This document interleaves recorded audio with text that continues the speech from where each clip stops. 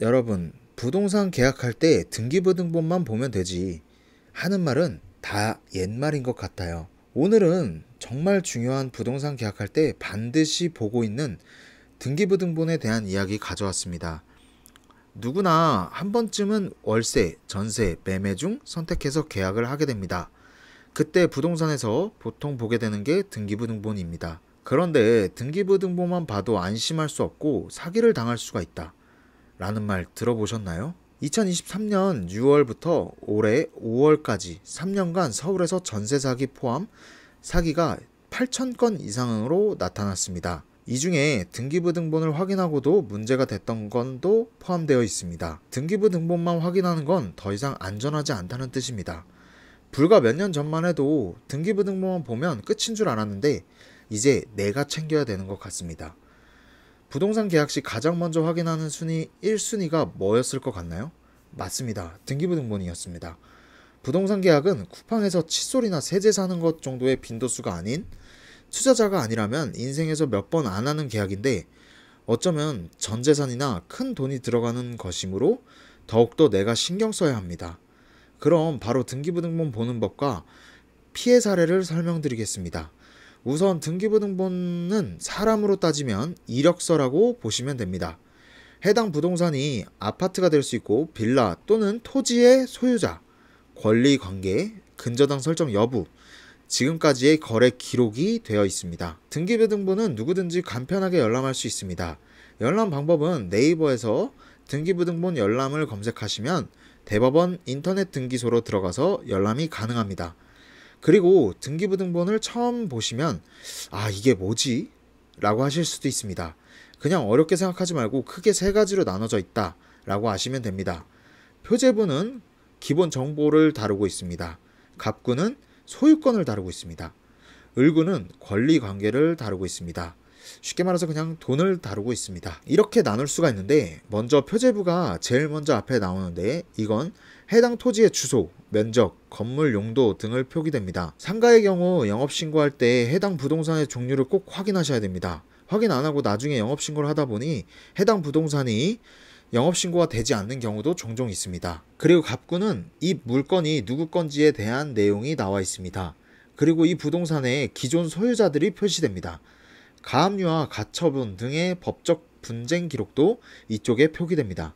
마지막으로 을구는 돈에 대한 내용입니다. 근저당권, 전세권, 임차권 정보와 어디 은행에 대출을 얼마 정도 있는지 한눈에 볼 수 있습니다. 그럼 등기부등본을 열람했을 때 가장 먼저 봐야 하는 것은 우선 매매하는 사람이 실소유자인지 확인해야 합니다. 그 후 울구로 넘어와서 근저당이 많이 잡혀 있는지를 확인해야 합니다. 근저당이 많이 높은 경우 경매에 넘어갈 수도 있어 매우 위험한 물건입니다. 그런데 여기서 내가 아무것도 모른다 하더라도 부동산 사장님이 어느 정도 설명을 해주시고 그리고 기본적으로 서류에 다 나와 있기 때문에 확인이 매우 쉽습니다. 그런데 이 부분이 문제가 없었는데도 피해가 되는 경우가 있습니다. 1번 사례는 가짜 주인, 즉 명의 위조입니다. 세입자가 계약을 하려고 등기부등본에 나와 있는 이름과 신분증을 보고 계약했는데 이게 위조가 됐던 사례가 있습니다. 그래서 꼭 계약 시 집주인과 대면이 필요합니다. 작은 돈이 아니기 때문에 서로 만나서 한 번은 확인이 필요할 것 같습니다. 2번은 근저당을 숨기는 경우입니다. 마음에 드는 집이 있어서 등기부등본을 발급받아서 문제가 없는 걸 확인한 후에 계약을 하려고 했는데 근저당 쪽에서도 물론 문제가 없었습니다. 그런데 시간이 지나고 경매 우편이 날라왔습니다. 이는 경매 이후 집주인이 바로 은행 대출을 받아버린 것입니다. 그럼 경매로 넘어가게 되고 보증금을 받지 못하게 됩니다. 꼭 계약서 당일날 등기부등본을 그 날짜 기준으로 발급받아서 확인하시기 바랍니다. 그 후에 곧바로 전세권 등기를 치거나 전세보증금 반환 보증보험에 가입하시면 됩니다. 보통 위 두 가지 내용이 많은 사례로 나옵니다. 그런데 조금 특별한 경우도 있습니다. 이건 드물지만 나에게도 일어날 수 있는 일이라고 생각하시고 조금 조심하시는 게 좋습니다. 집주인이 등기소에 가짜 서류를 작성해서 근저당 없이 신고하는 경우가 있습니다. 그럼 근저당은 아주 깔끔한 부동산이 되어 문제가 없지만 은행에서는 아직 돈이 들어온 게 없어서 해당 물건의 경매 접수를 하게 됩니다.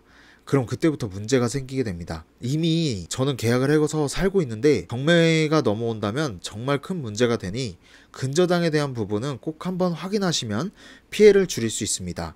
추가로 등기부등본 관련 보험이 몇 곳 있으니 내가 너무 어렵다, 번거롭다 하시면은 가입하시면 사전에 예방을 할 수 있지 않을까 하는 생각이 듭니다.